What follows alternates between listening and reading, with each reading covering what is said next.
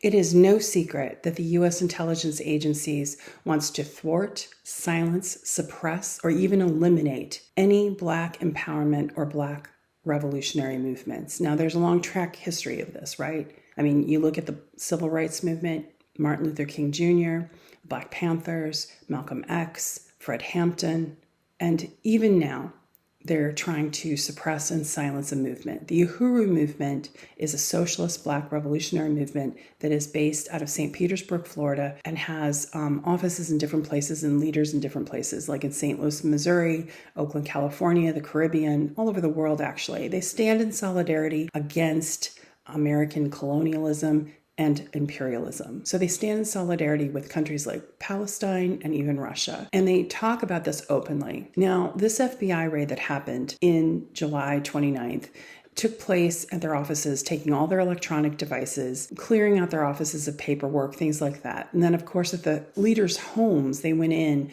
with force and took all their cell phones, computers, and such.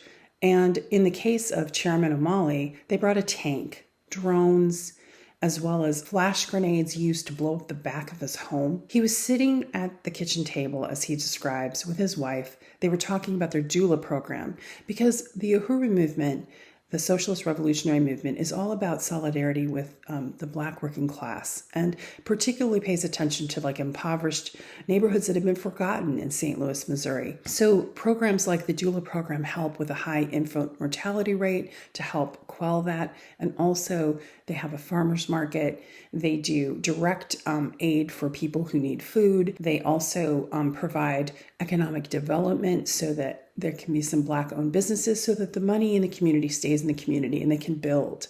So it's all about building. Well, the FBI doesn't want to build, it wants to tear it apart.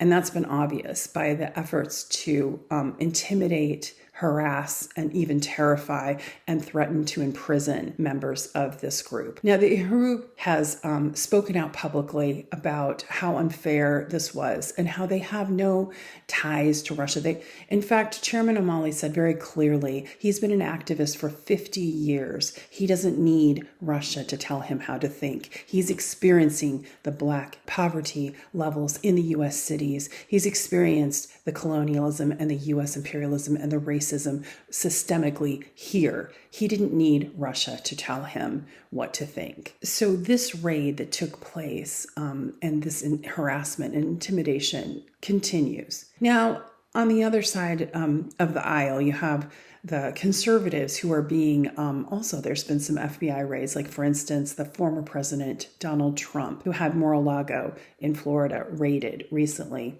And they also confiscated his passports and are talking about even trying to apply the Espionage Act against Donald Trump.